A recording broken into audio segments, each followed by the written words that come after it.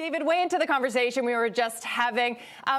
Nothing has really changed in terms of the macro and expectation for rate hikes, yet we have seen this rebound in tech. The NASDAQ is up nearly 4% over just the past few sessions.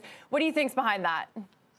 Well, the market is sort of oscillating here based on it's looking ahead and seeing a possibility of recession. I'd say more than a possibility. I'd say at this point, maybe a likelihood. And so what the market is doing is it's basically thinking ahead and saying, well, if there's a recession, won't that bring down demand?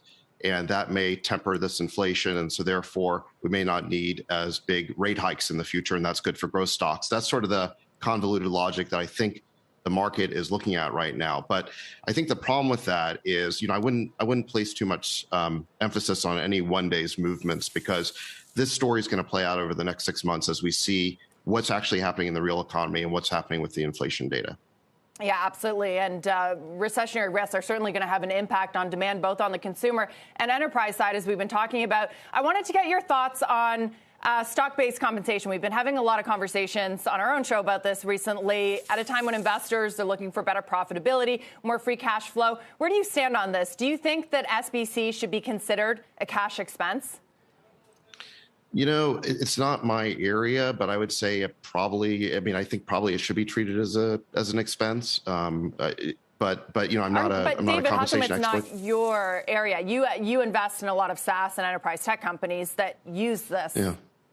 Well, it's true. It's just that we invest at such an early stage that, we're issuing options, and those options actually they add up to something that's dilutive for the company. But in terms of the dollar value of those options, they're actually pretty cheap at the time we issue them. But, we're Series A investors. By the time that these companies go public, the stock compensation actually ends up being a huge dollar amount. And so therefore, the way that, you treat them from a GAAP standpoint matters a lot to the company's financials. Those types of sort of GAAP accounting issues are not something that early stage investors have to be extremely fluid in the way that, public market investors need to. So that's why I say, it's something I'm familiar with, but it's not something I have a strong point of view on.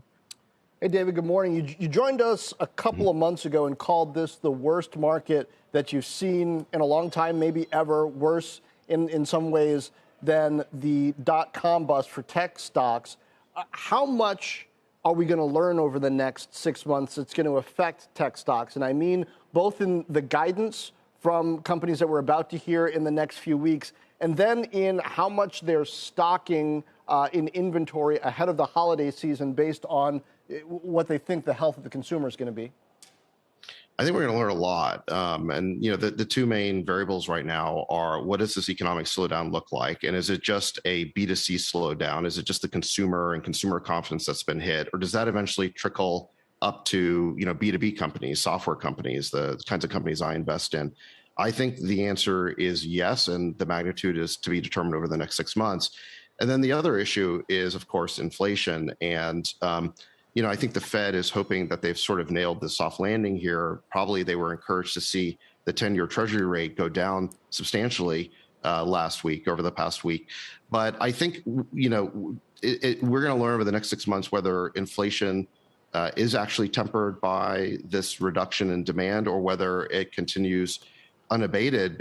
And I think there's reasons to think that inflation will continue, because it's not just demand, a problem of excess demand. It's really a supply problem as well. So I think we're going to see, could we end up with a stagflationary scenario where you have a downturn or recession at the same time that you have pretty high inflation? And if we have that kind of scenario, I think it will be actually pretty bad for growth stocks.